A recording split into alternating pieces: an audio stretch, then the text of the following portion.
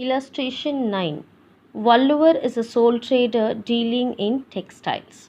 From the following transactions, pass journal entries for the month of March 2018. So you have year as 2018, March. These are the dates.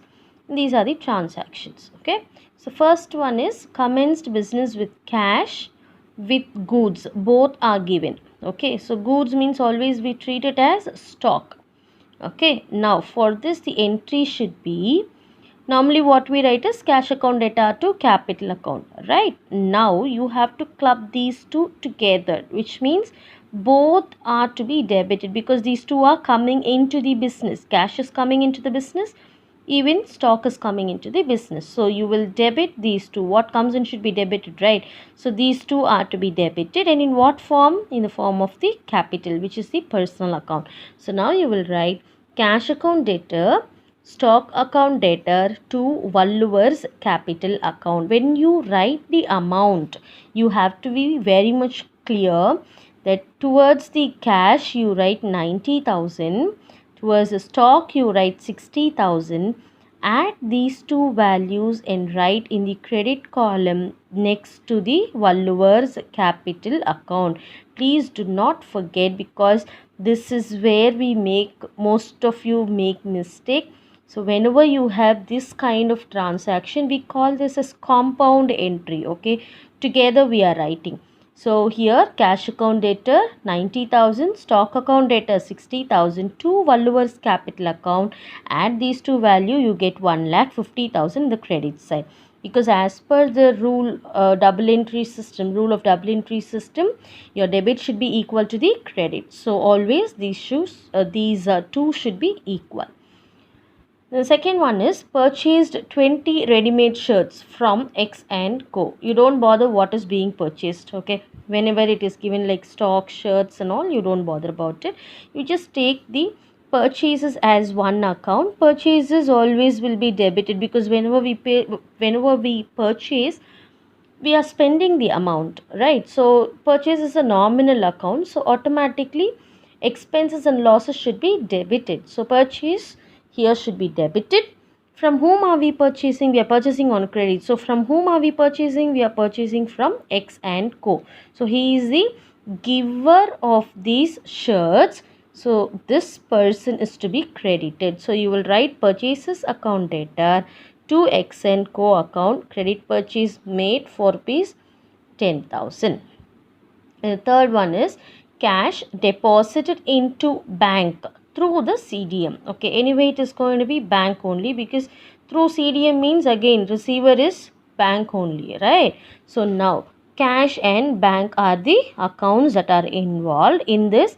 Cash is real account. Cash is going out of the business. When you are depositing into bank, you take cash from the business only, right? So cash is being moving out of the business, so you credit it. Bank is a personal account, so as per the rule we have to debit the receiver. Here when you go and deposit it into bank, bank is the receiver. Okay, so here the entry should be bank account debtor to cash account rupees 30,000. Okay, the fourth one, purchased 10 ready-made sarees from Y and Co. But how are we purchasing? By cash. Previously we saw on credit, that's why we took this name, company's name as an account. But now we are purchasing by cash, so cash will dominate the person name. So you should not consider Y and Co. Instead you have to take up the cash. Okay. Purchases, again purchase means we are spending the amount, so it has to be debited, and we are paying cash, which means when you purchase, cash goes out, right? As per the real account, whenever cash goes out, that is any account which goes out should be credited. So you will write purchases account debtor to cash account rupees 6,000. Then fifth one is paid X and Co through NEFT. Paid X and Co, which means here he is the receiver. Okay, so you write debit. Whenever any personal account comes, we have to debit the receiver. We are paying. The meaning is that we are paying to X and Co. Okay, so X and Co is the receiver. How are we paying? We are paying through NEFT. So NEFT, this word always denotes bank account. So here bank is the giver. Okay, because on behalf of me, bank is paying to X and Co. But here if you see, there is no amount given. So what you have to do is you have to see whether any transaction has occurred with this name. Okay, you have a same kind of a transaction, the second transaction, for how much have we purchased? For 10,000. So this amount must be written here. Okay, for this entry you will write X and Co account debtor to bank account rupees 10,000 must be written. Okay, then the next one is sold 5 sarees to A and Co on credit. Okay, you are making sale. So whenever we make sale is nominal, right? So when we make sale, you get a certain amount of income, right? So sale should be credited. Then the other account is, to whom are we selling? We are selling it to A and Co on credit only is given. Okay, so A and Co should be taken. So A and Co here is the receiver. He is a personal account. Okay, this company name and all will come under the personal account. As per personal account, we have to debit the receiver. So A and Co is receiving the saree. So A and Co account debtor to sales account, the amount should be written as 4,000. A and Co account debtor to sales rupees 4,000. The next one is A and Co deposited the amount due in CDM. Okay, that is cash deposit machine. So now what happens is A and Co deposited the amount, which means A and Co is the giver. So automatically what happens? We will credit this amount. Okay, credit this account.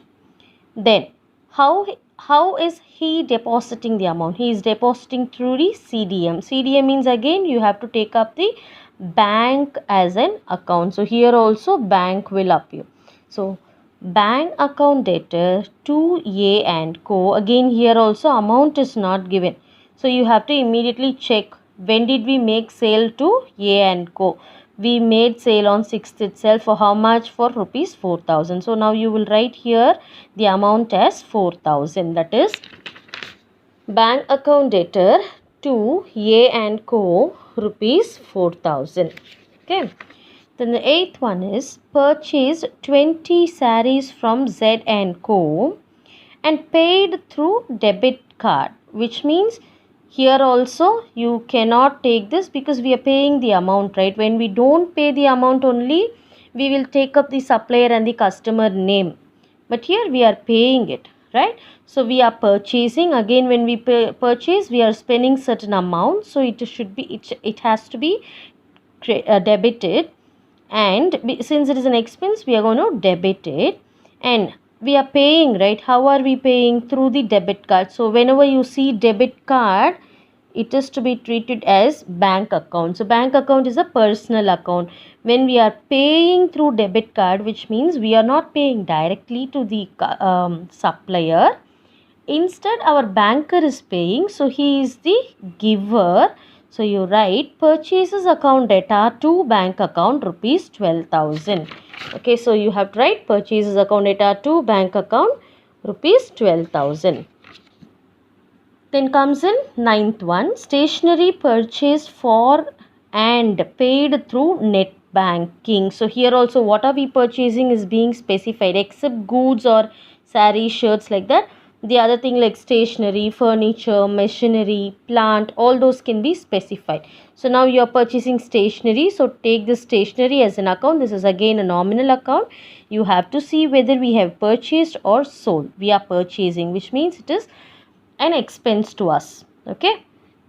So it is to be debited. And how are we paying? We are paying through the net banking. So whenever we pay through net banking, we have to take up the account as bank account. So what is happening here? We are paying through net banking, which means bank is paying on behalf of us. In that case, bank becomes the giver, so it has to be credited. Okay, so your entry should be stationery account data to bank rupees 6,000. Stationery account data to bank rupees 6,000. Then comes in bank charges levied. So here you can identify only one account, that is your bank charges.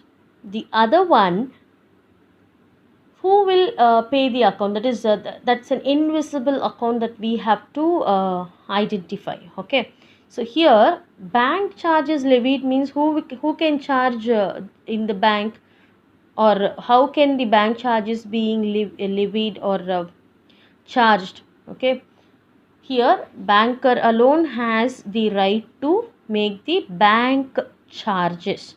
So automatically banker is the giver, and what is he giving us? He is giving us bank charges. That means we have to pay certain amount to him. Okay, that is bank charges account data to bank account. Okay, so here this account is invisible, but what you can do is you can take this one, bank charges levied. Okay, bank is charging certain amount from us.